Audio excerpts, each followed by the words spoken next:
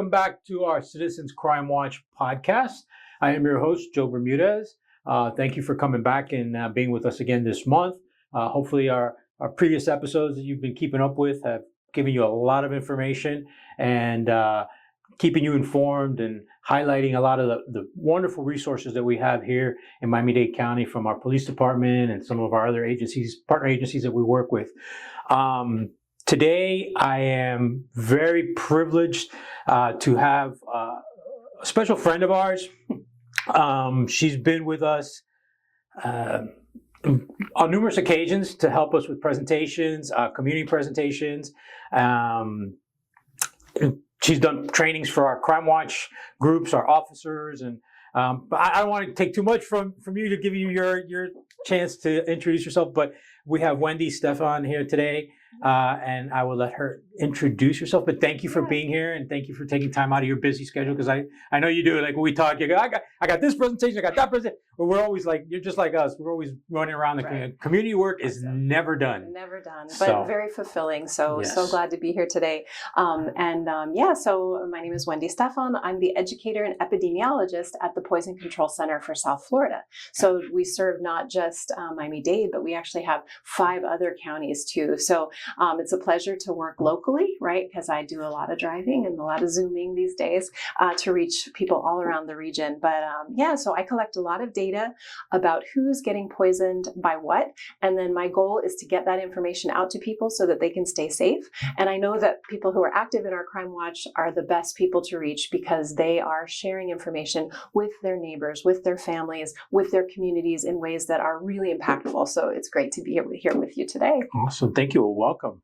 I'm so happy to have such a well-versed person to talk to about this and come out and bring out the story, because a lot of people really don't realize, and that's where I want to get to what exactly is poison control, because it's funny because you say poison control and everybody thinks, that little bottle of with the little skull and crossbones on it that we see in the cartoons, like here's the poison. I know. And it's not. Yeah. Poison is so much. So many different things, which we'll get into a little bit later. Absolutely. But so what is poison control? How long has it been around? What does it do? So that word, and even in Spanish too, the words are very limited, basically. So a poison really is anything that can be harmful if it's used in the wrong way, by the wrong person, or in the wrong amount.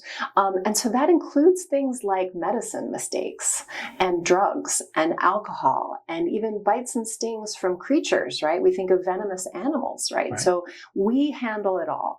And so typically in Miami-Dade County, we get most calls about pain medicines. That would be our number one category.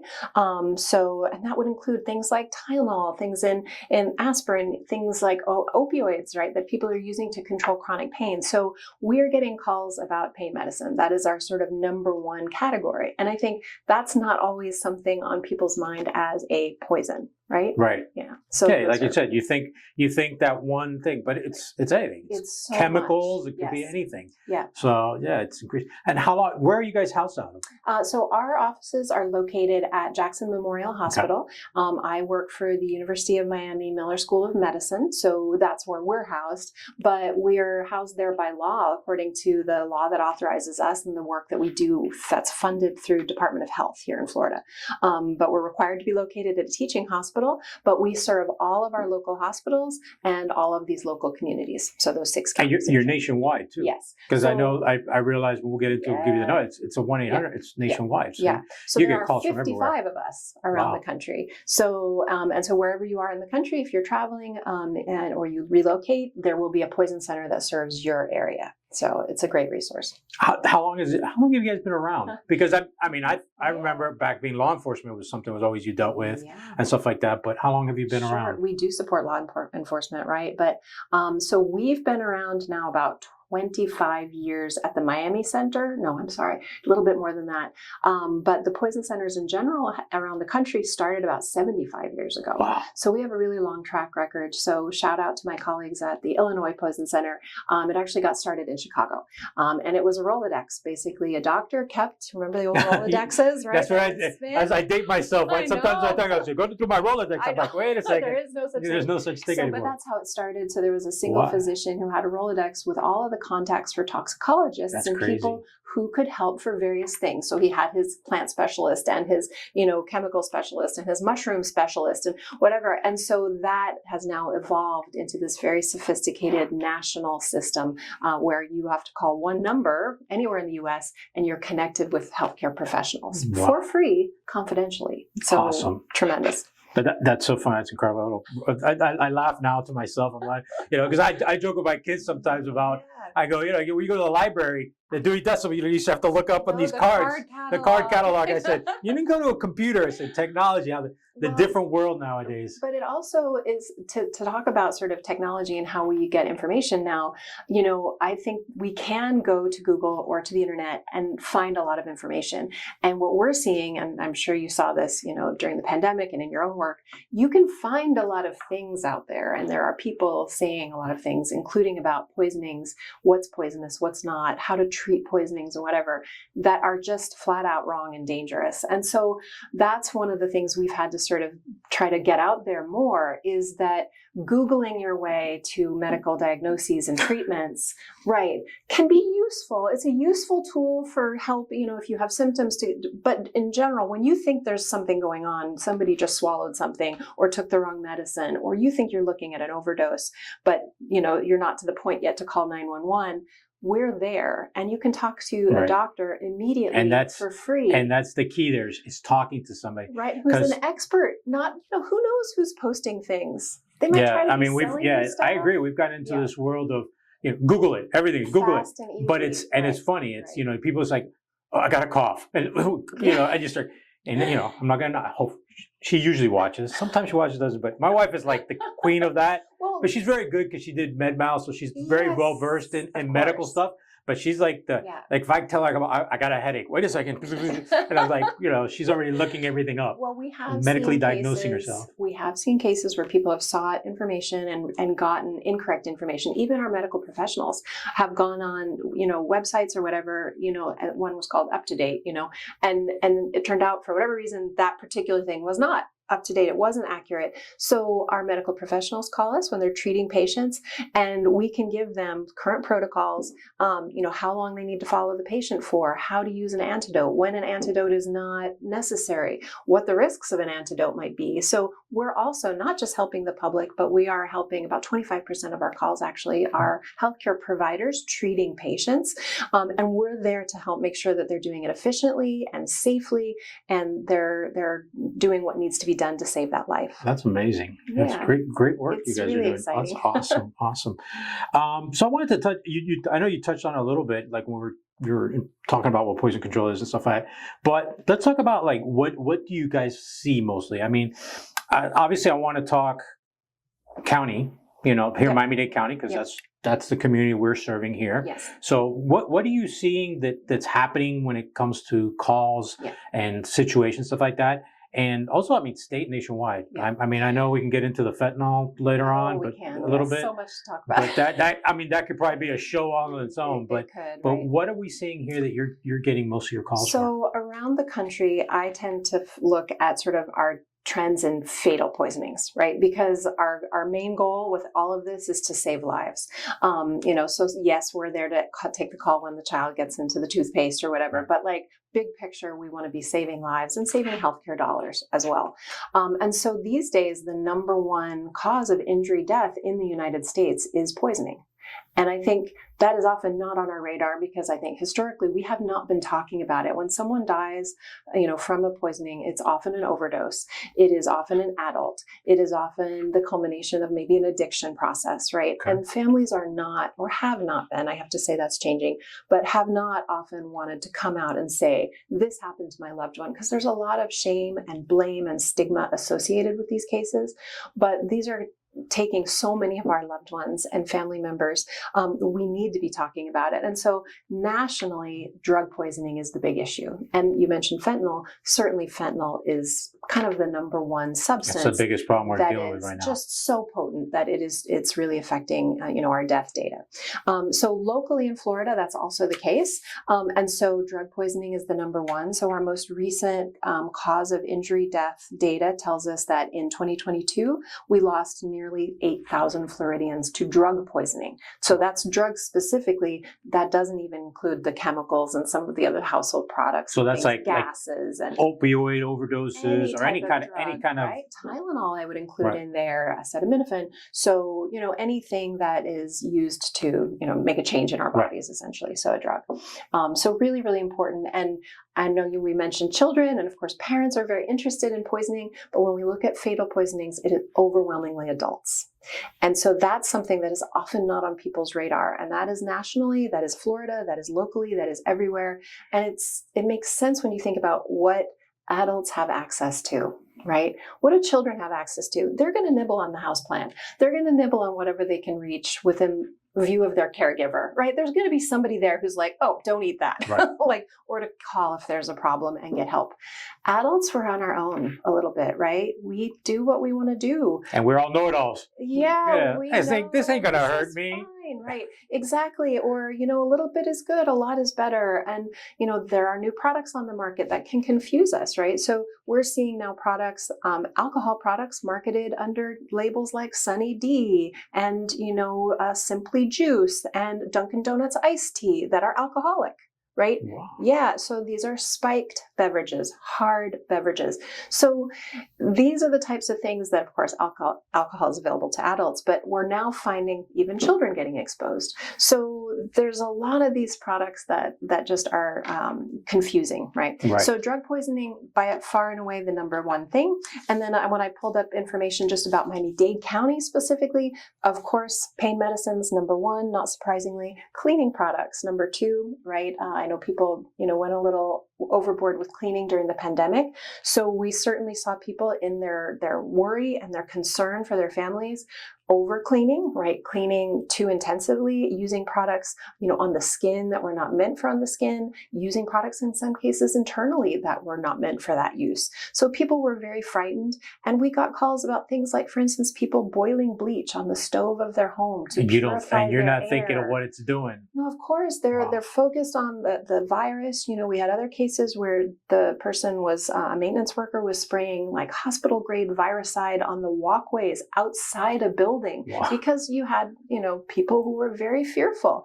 They were trying to be helpful. Turned out dogs walked across that patio, licked their paws, and then next all of a sudden. Right. So of course now we know more about the virus, so we can better, control. We understand now, where we can catch it, where we can't, so we don't do that as much. But we always see people making mistakes with cleaning products. Sedative hypnotics, so sleeping pills, anything narcotic that helps people sleep or sedates them. Cosmetics are a big one for children, right? Think of the lipstick, the skin cream, the mouthwash. These are all things that, again, children do have access to. Those are unlikely to actually kill anyone, so that's good. And then we see after that antidepressants, right? A lot of people in our community getting help for depression or mental health conditions. That is the good news, but we have to use those products really carefully. That is unfortunately one of those situations where you're bringing a product into your home intended to help, but if you're not controlling access to that product and dosage or whatever, there's usually about a 2 to 3 week period where people are taking the medicine, but they're not yet getting the benefits. And so what might happen is someone might try to take more, to feel better faster. And I get it. Or maybe it's not being as effective as it was. Right. So maybe your body's doing a little tolerance to it. So, if I double up the dosage without checking with the physician, we all self-diagnose, we all self-do.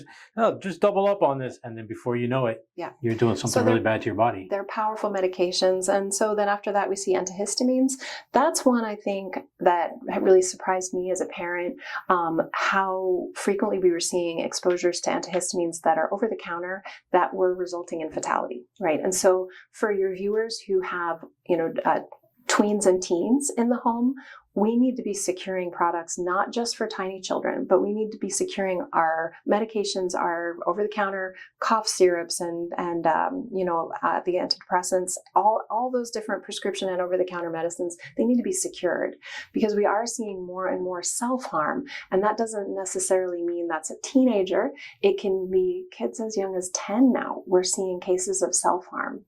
There's a lot of stress and anxiety that we're dealing with. That young. I mean, mean, yeah, but our kids you do. can see it is a different world. I mean, we Yes. talk about nowadays, and you kind of joke about we lived in a better time, growing up in a better time. I mean, you could always argue. There's an argument back and forth, but there is a lot more stressors Yes. nowadays. Yeah. I mean, I was just, I was having a discussion with this about the other day. Just my son's going to college and just trying to get into school. Yes. The stuff. Just I mean, getting in the I door. made a joke. I go, I remember going to school and you just go down to the school, fill out the application, make your payment, pick your classes, and you're good to go. Yeah. Now to get into school, it's like you're battling. And then once you're there, there's a lot of pressure to perform, Exactly. and kids put pressure on themselves. And so how do we address that?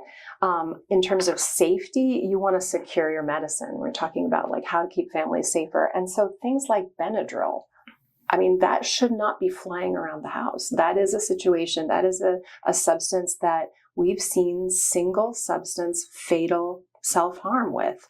And I think families will think, oh, well, I would know that my child was depressed. I would know my child was going through crisis, but that's not always the case, right? So we recommend securing these products in a medicine lockbox, a safe.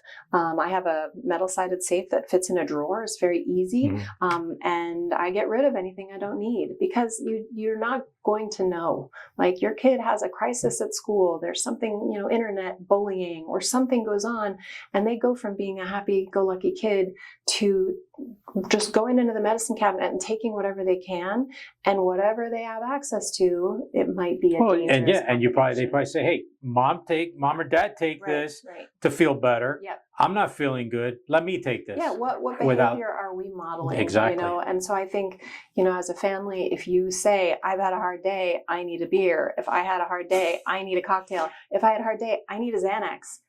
They're little ears. They are. Right. And so they're learning. So that's how I cope with stress. Right. And so if things are available to them, that can be a really dangerous situation. So we can do better with drug disposal, for instance, getting old medicines out of our homes. Now we have some options like CVS and Walgreens now, and Publix all have, not all, I should correct that. They have drop boxes now where we can take back our old medications. Some of our police stations have They have drop boxes. It's exciting. So the DEA events, the formal community nationwide ones are April and October. But, it's not always those times when you're ready to dispose. So if you have a stash of medicines and you have a family member that you're worried about in terms of self-harm or just, getting confused, right? If you have a child in the home who has like a developmental condition like autism or something, and you're worried, you don't want them to get into this thing, get it out of the house. Right. That is very important. It's something that we need to be a little bit better on, a little more responsible on. Yeah, well, we 100%. We like to take medicine. Medicine is generally helpful, but I think we now need to think about it more cautiously. Yeah. Oh my gosh. So, tell me a little bit more about resources before we get into it, because obviously I want to talk a little bit more about some safety tips and stuff like that. But what kind of resources did you guys have at Poison Control for the consumer, for different entities? We're there, like I mentioned, nationally and locally, and every poison center has a little bit of a different mix of things they offer. So obviously, the main resource we provide is that 1-800-222-1222 poison helpline. Okay. So we recommend that family members save that number into their cell phone contacts under poison control, poison help. We don't care, right? I have it saved. I have it saved in mine. So. Absolutely. So a bunch of our callers, I think now almost a third of our callers, when we ask them, how did you find the number when you needed it? They say, I had it in my phone, or they say they Googled it, which is okay, but what if you didn't have internet in that moment, right? So we're saying save it into your phone. It is a 24-hour free service. You are speaking to a doctor, nurse, or pharmacist who does nothing but treat poisonings. And as I mentioned, it's the same people your doctor is calling, like that pediatrician. They will often say, call Poison Control and let me know if we need to take action.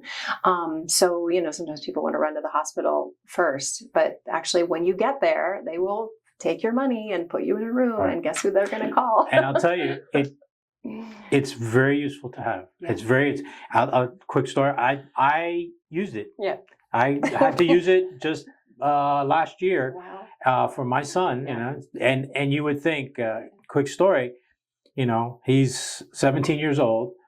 He plays sports. Mhm. He went to see the trainer, and when the trainer gave him some, it was a leave. Okay. So he had taken a couple of leaves, and then he got home, and he was still not feeling well. And my wife gave him another couple. Oh yeah. And then in the conversation, oh well, Wait you a know, minute. no, we found out after he took the two Right. that he had just taken two a few hours before from the trainer, because we really didn't think about, you know, asking him, hey, did they give you anything? Yeah. So now within like a few hours, he had taken 4 leaves. Yeah. So what do we do? Yeah. First thing I did, I mean, before trying to even get a hold of the doctor, call poison control right away. Oh, good. Boom, boom, boom. I called, and they went through. They gave us, you know, say, hey, not to worry. You know, he may just have a little bit upset stomach, do that, but you know, make sure you monitor him, keep an eye on, and call the pediatrician. Yeah. So we called his doctor afterwards, and they came, you know, and it kept up. But it was quick. It was something that we panicked for a second, like, whoa, 4 leaves in 2 hours? No, that's not going to work. Right. That's, you more know, than most that's people bad. says. Yeah, exactly. So we freaked. So we called, and Yeah. it was helpful having that number, and I had it. When I went right on my phone, poison control, called, and within, you know, a couple minutes, we felt a lot better. Oh yeah, huge So relief. a big relief. Yeah. So No, I've but called it as a works. parent. Put that number in your phone, folks. We're going to put it at the bottom again. I'm going to have Larry's put it in there a couple times. Put what she said, you know, we'll keep putting that number out there, because it is very important to have that number out there. Yeah. And I think a lot of your viewers and listeners will not necessarily think of poison control for a teenager or for a medicine mistake. So your example is spot on in that I'm so glad that you thought of us, and it's amazing. It's all your wonderful trainings that you've given us, your seminars I've sat in back and forth. I thought about it right away. Now you know. So, you know, we've called many times for my own family, for my own kids. And, you know, it was my daughter in college actually who faced a situation. She was, you know, caring for her fraternity members in her film fraternity, and she was the sober monitor. And she, you know, had a situation where she was like, you know, people are drinking, whatever, somebody is not feeling well, right? In college, this can happen, right? And they're on their own trying to deal with this, you know, and she was really wondering, at what point does something go from feeling sick, from being somebody's drunk, to being poisoned?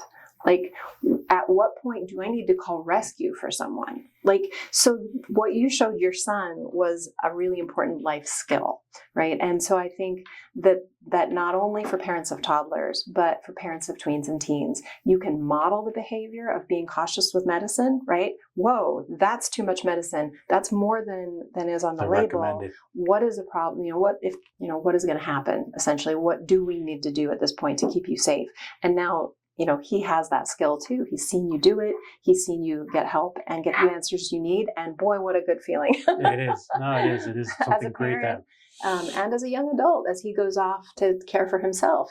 Definitely. Yeah. Like I said, it made us feel really, it was a big relief, because you start going through all the, you know, your mind starts spiraling, all the bad things that could happen. It was a good relief to have. So we were very appreciative about that. So what else do you have? I know we have so you have the 1-800 number, or the 188 number.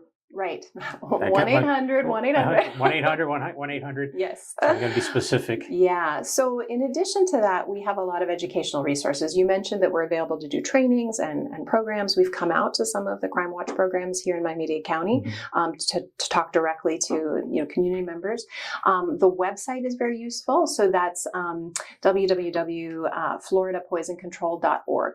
Okay. And that is for all 3 poison centers in Florida. So we have a great several really good resources. So one of the things I have in front of me is actually from our website. It is a dashboard, and I was able to just click directly on Miami-Dade County, and it told me the top 15 exposure categories, like the age distribution of who we hear about, right? So we hear a lot about 5-year-olds, you know, or younger. And I was just looking at data again. We had about 11,000 calls from children 5 and under in the last 4 years, just from this county. So, you know, we are doing doing a lot with children. That being said, we had more calls. We had 13,000 calls from the 20 to 64 age category, right? So again, we're really serving everyone locally.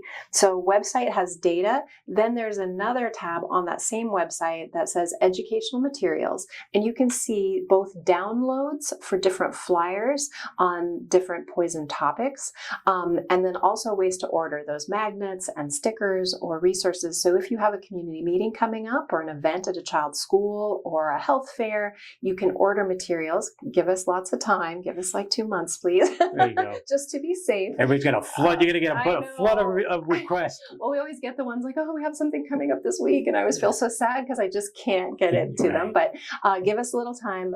Those resources are free. But on the fly now, because of the PDFs that are available, people are just printing them off themselves. Awesome. So we have resources for, say, if you're doing hurricane safety, we have information about carbon monoxide poisoning and how to prevent that. For things like the opioid overdose, we have a flyer specifically on opioid overdose and the use of naloxone. So those are just 2 examples, but we're happy to provide those. That's awesome. Yeah. And a little tip for parents or our students that are watching, when you're doing research projects and you're looking for statistics and data, right here, you got a place you can go and get current information. Absolutely. That's and awesome. For our more sophisticated students, so I also work with medical students, public health students, etc., and I can do customized queries. So if they're interested in this particular age group and this particular substance, I'm an epidemiologist, so I have access to that data and I can provide that. Awesome. Another thing I want to talk about the website, because I know it has it in there. I saw it when I was flipping through, just refreshing my memory. Yeah. But I know it was something else also. It's available on the website if you're like a parent or just a regular person. Yeah. But I know also remember that as law enforcement, we had this available to us where, and that's where I'm going, you find a drug, you don't know what it is. Yes.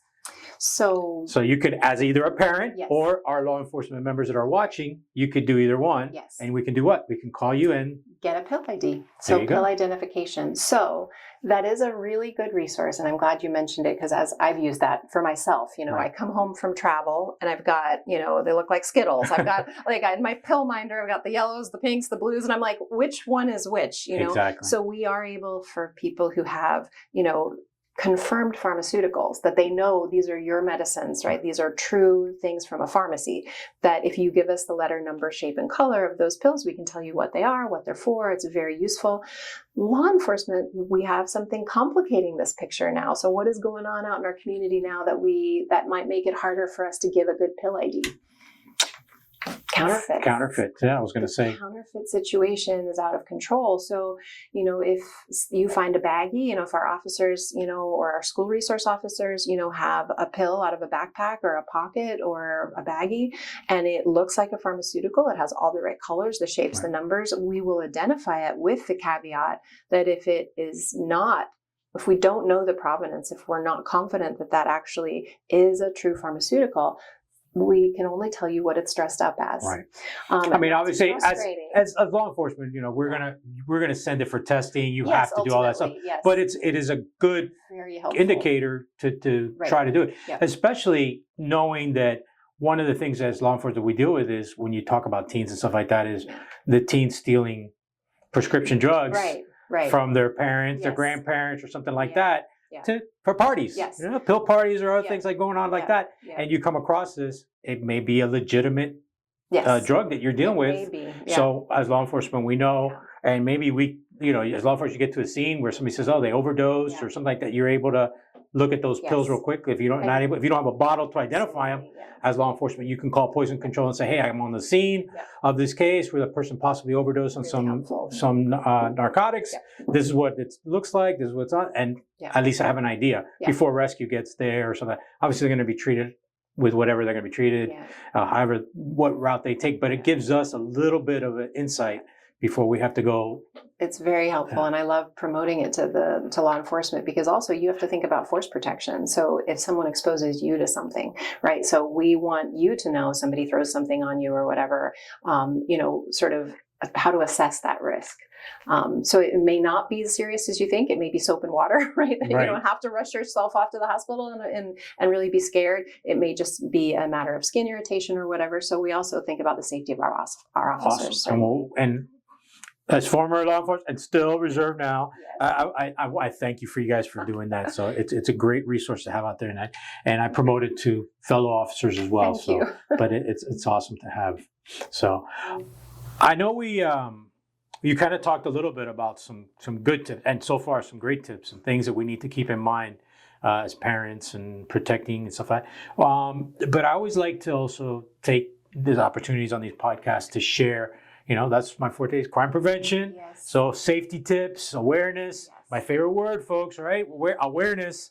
Okay. But being aware and being safe. So how about some safety stuff that you can give out? Some stuff we can tell the parents, just to reinforce that idea of keeping our kids safe. Yes. Primarily, and keeping ourselves safe. Sometimes we got to protect ourselves. Sometimes we're our own worst enemies. Sometimes that's what the data says. It's so interesting. So I remember my midwife back when my children are in their 20s now, but she was saying, you have to take care of yourself. She said, you're the one taking care of a child. So before you take care of the child, you take care of yourself. And so the tips we'll be giving really are actually kind of all around, so relevant for everybody. So the first and foremost is we've mentioned is not stockpiling poisons in your home. And that's hard because I know it's maybe expensive, or maybe we got the big container of pesticide at Costco for that tiny little job, and now you've got this giant thing. You needed to clean a little corner and you got that giant bottle like this. It was so cheap. So we want you to, sort of keep on the lookout for things in your home that you no longer need that have the potential to be harmful. So that is easy for our, new parents to do, like as they're waiting for a child. This is a great job for partners, right? So the person who's, pregnant, they've got their own concerns, but for that partner, they can be looking through the home, they can be looking through the garage and the shed, and really, making a safer environment for that child to explore. And that can be done. You have some time, right? The child's coming, so that's a great time to do that. At the same time, you're getting that car seat installed and some of those other things we do as we wait for a baby. So getting rid of all of the old pesticides that are not needed, chemicals that are in the garage, any necessary chemicals that are needed up and away. So that would include things like pool chemicals. We had a case this morning, actually, a child got into a tablet used to, 18-month-old, a tablet that's used to chlorinate a pool. Wow. So thinking it's like it. Well, it looks a bit like a Smartie or something. Exactly. So that can happen. So pool chemicals, pesticides, lamp oils, kerosene, all of those things that, we think of as kind of harmless. We don't even see it as what the child might see it, right? So kerosene looks a lot like apple juice, for instance. And so getting all those remaining products that you need up and away, we say. So up means over the shoulder. So over the shoulder, and then we want a solid door, ideally, right? Not on a shelf, because they start to push and get something. They think pinata time. Something interesting, right? They'll climb like monkeys. My daughter could climb anything. She climbed the trees. It was amazing. So we want a closed door, and then we can add a lock, right? If we have a child that we know is at the age where they're capable and you're worried, I would explore, as I like to say. And they do, adding a cabinet lock, but only to that high cabinet. We no longer recommend a cabinet lock for a low cabinet. It's just too accessible, and that cabinet locks can break. Right. So disposal and safe storage is going to be really important. And I like what you said about doing that ahead of time, doing that, going through and doing that scan, because you think about it, and I kind of did that too with my kids. So for so many years, you had that bottle of ammonia or something, or that it's invisible, or nail polish. Yes. You go underneath and you open it. My wife's got 7 bottles of nail polish, and it's underneath the kitchen, the bathroom cabinet, and you don't think about it because it's just you for so long. We say crawl, get down and crawl. Get down there and look, get all the way, get to the back. Exactly. So, but I like that. I like doing that a scavenger hunt. It is. So You looking can for all that stuff. involve older children too, right? Because you let your guard down. I don't know. I have 2, right? You let your guard down by the second, right? Yeah. It's going to be fine. You lived. Your brother lived. You'll be fine. But what we see is, at least certainly not, and I've heard this from other parents, but in my family too, it was our second child who was really the explorer and really adventurous, very confident, probably from observing her, her older. But it's true, I guess. When you're that first parent, you're like, it's like, don't you pat everything, you bubble wrap it. The whole house is safety proof. And by the second, third kid, you're like, yeah, whatever. So you can involve the older children in watching, the younger, and that's actually very helpful. So we love going out to schools to talk to elementary age children about helping to watch out for younger siblings, and they love that idea, and they'll tell stories about that. My little brother did this, and he ate this gross thing, and whatever. So they can be part of your safety strategy, an extra pair of eyes on the little ones. You got to beat my snitch. Yep, exactly. So that's true. And then I want to make sure that we're not only thinking about chemicals, right? So poison tends to conjure these images, as we mentioned, about chemicals, but it's medicine. So after that partner goes and makes everything nice in the garage, we want to think about the home and go through every room, not just the kitchen, right, where we're thinking about the detergent, the laundry chemicals, and bleaches and all these things. We want to think beyond that to bedrooms. What's in the bedside table? What is in the medicine cabinet in the bathroom? What is stored just willy-nilly around the home? So think about medications, polishes,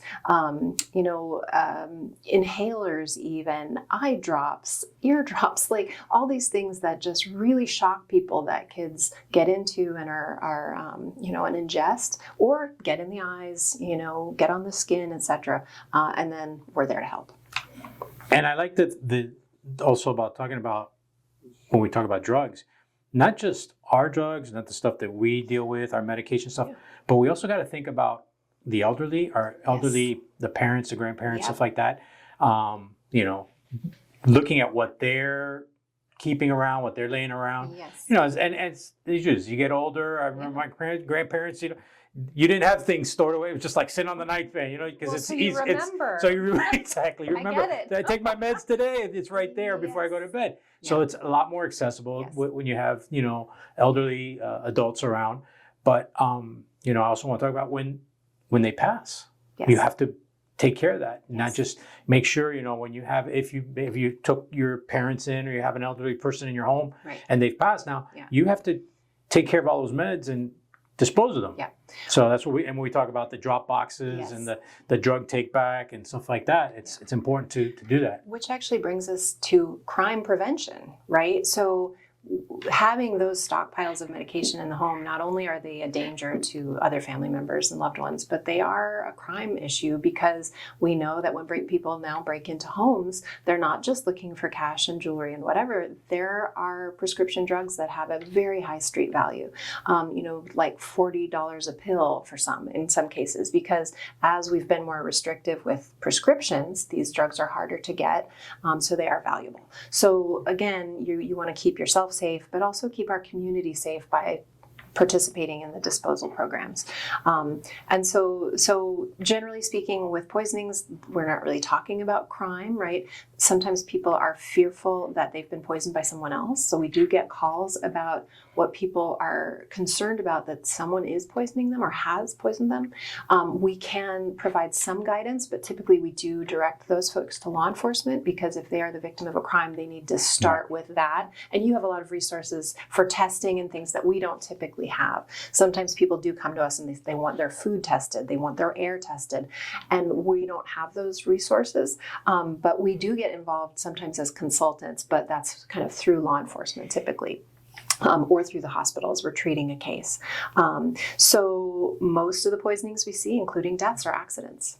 And that's really what we want to let people know, is to think beyond, homicide or malicious poisoning. Yeah, because like I said earlier, it can just happen. You think poisoning. Oh, poison. It's always been arsenic. It's been that thing in the movies, like, oh, he's been poisoned, or the spy movies are poisoning. but it's something that Tends can to be happen us. inadvertently. You know, Our we own selves. we have a better chance of poisoning ourselves than the spy next door poisoning us. You know, Absolutely true. so it's funny. Accidents, and then sometimes people will say, well, if it's a drug poisoning, is that really an accident? And I think yes. I think when someone, unless there's some indication that someone was trying to self-harm, that someone taking a drug, it's not the same as wanting to die. And so I do consider that an accident. If someone is taking a drug as part of an addiction and they have serious side effects, they are sick, they are miserable, their life is in danger, I consider that an accidental poisoning. They intended to take the drug for whatever purpose, whatever symptoms they were easing with it. But yeah, so it's a complex picture, I think, especially when we deal with adults. Yeah. But I think it's worth talking about. These are our loved ones. These are our family members. These are friends.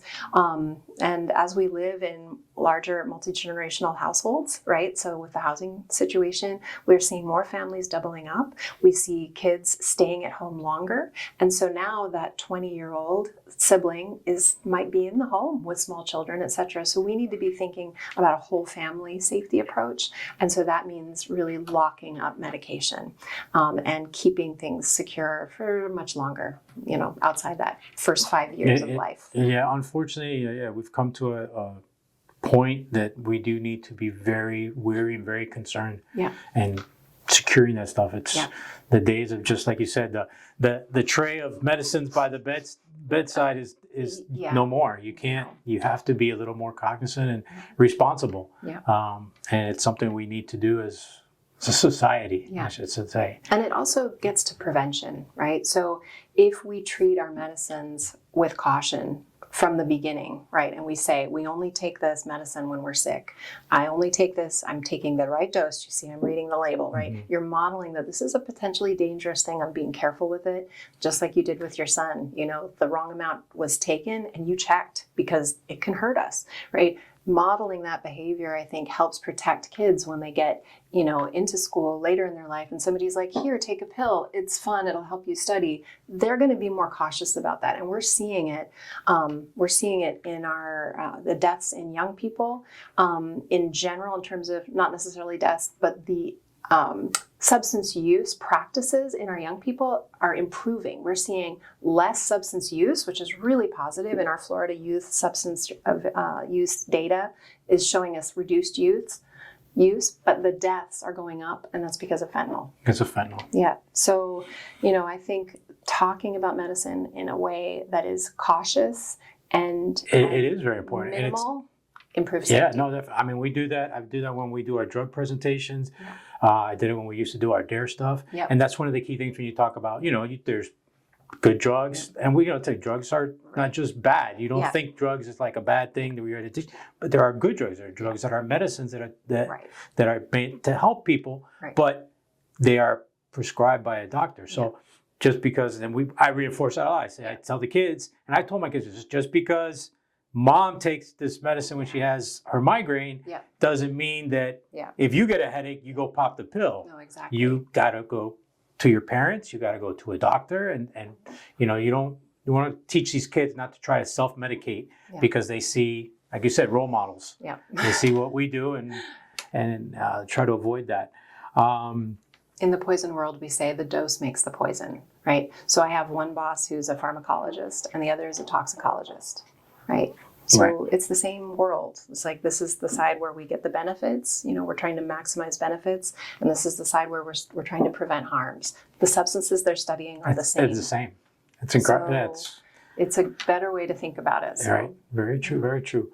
I know we were talking a little bit off camera about you guys have a new program. You're going into the schools? Yeah, so we have had a great opportunity that began last year. The school board authorized the Poison Control Center's South Florida Opioid Alliance and Fentanyl Fathers to go into every high school. So this last school year, we went into every high school and we did sort of fentanyl awareness campaign presentations at every school. So, at different schools, sometimes it was 50, other times we had, I think, 800 in one group, where we talked about a person who lost a loved one to fentanyl overdose. And then we talk about, what fentanyl is, what the symptoms of an overdose might look like, so that kids who are at a party, out in the community, instead of panicking and running off and leaving a kid, in an overdose state, they would recognize it and know to get help. So we were really excited to have that opportunity. That's and awesome. So this year, after seeing it and getting feedback from teachers and families and from our school resource officers, they were like, "Oh, you need to talk to the middle schoolers." And we agree, right? Because we want to get ahead of it. Just the way we talked about prevention, we don't want to be talking. We ended up talking to a lot of seniors, right? Because I don't know, the school district sort of started with that approach. We're going to talk to the oldest kids to keep them safe, maybe in college. Once they saw the presentation and sort of learned more about it, they were like, "Oh, no, we need you in the middle schools," so that kids, the first time they're offered, are a little more skeptical. Like, "Oh, no, I don't need that." And you know what? I love that. That's awesome, because it's a gap group, a gap age, shall I say, that really hasn't been addressed. Yep. I mean, we have DARE in the elementary schools. I know in the high schools we have other programs. The Miami-Dade Police Department has programs, STAND and SAD and all these different programs in the high schools. Yep. So, we're targeting the high school kids are the ones that are going to be getting into drugs. Right. And then we're targeting them young, trying to keep them away from it very young. But then we have that middle group that kind of may fall through the gap. So it's awesome that you guys are doing that and being in that. It's excited. So really, thank you for doing that. I appreciate that. As a parent, as a person in the community dealing with these issues. But again, thank you.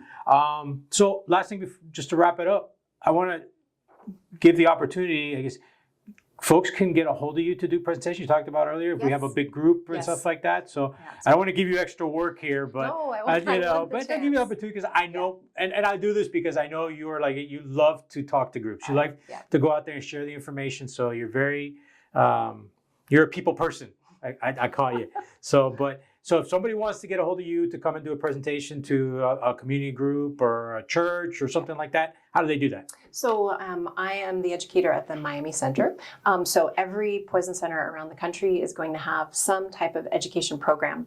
And so in order to reach me or my colleagues around Florida, you can go back to that website. So it's floridapoisoncontrol.org.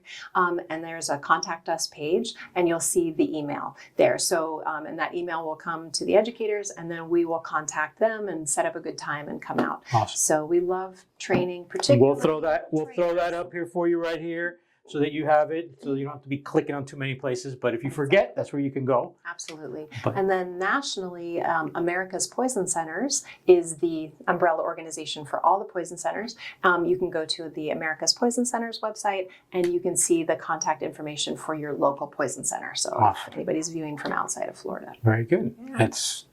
It's such important information that we need to get out, and people don't.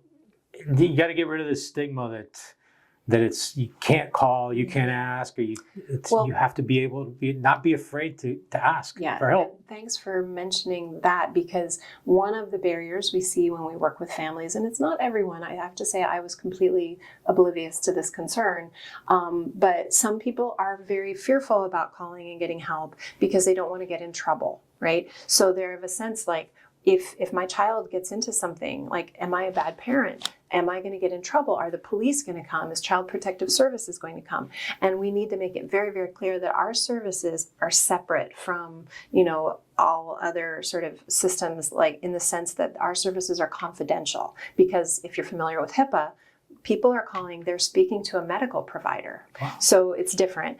So we keep our people's information confidential. So that means if someone has to call a bunch of times for one kid, you know who that kid is. Hey, Mary, it's again. What did Johnny get into this time? Right. We totally get it. Like, a lot of our physicians are parents as well. So we understand it's a lot about a kid's personality and maybe about a developmental condition, right? So maybe if a child has autism, they're going to put a lot of unusual things in the mouth, and that's typical for them. And so we want people to call as many times as they need without fear. And so we're happy to help. That's our job. That's awesome. That's awesome. Very important. So don't be afraid to call. Call the number. I'm putting it up here again. All right. Call it. It's confidential. It's about getting help. All right. And preventing fatalities through poisoning. So that's what it's important. That's what it's all about. That's what they're doing. They're not here to snitch you out to the cops or to No blame, no shame. the family services or anything like No. that. I think they're very good at understanding that stuff happens, especially when you're a parent. And all my parents out there watching go, it's as much as you could be a Hawkeye. We try. You know, what is that? Murphy's Law. You turn your back for 3 seconds, and that's when you're, whoa, where'd you get that? It goes so quickly. But yeah, you just gotta be cognizant and not be, like I said, not be afraid to and have have to ask the for help. resource, right? Exactly. Be prepared. Exactly. And so again, saving the number into the phone is really the most important thing. Thank you so much for being here. I truly appreciate it. It's always great to sit with you, talk with you. I learn something every time whenever you teach or you do your presentation. Thank you. Thank you. You're always welcome to come back. If you ever got anything to share, just give me a call and we'll put you on and we'll follow up again. There's always something new. It's always something new. So for people who want to keep up with it, our Facebook page is a good place to sort of see what's happening now. And we use our data from the calls that are coming in to post warnings about things that we are seeing. So the alcohol case that I mentioned, that we put out a warning after we had an 8-year-old in a coma after drinking, a hard, a hard lemonade? No, it was a hard 7-Up. And the child was really sick. Mountain Dew. Sorry, it was Mountain Dew. Anyway, so it was actually in a coma. So we put out an alert on Facebook. So that's a good way to keep up with us. Also, I think. So we'll put the look on, give them a like, give them a follow. I'm always clicking on it. I'm going to do that now because I didn't think about that. So I will definitely get on here when we're off, and you'll have another follower in my, and we'll share our stuff on our social media. So you can always follow us on our social media, and we'll help share information because it's all about getting that info out there. So thank you again for coming out. I truly appreciate it. Thank you everybody for sticking through and watching, and hopefully you got some great information that we were here to share today, and we look forward to seeing you next month. Remember, crime prevention starts with you.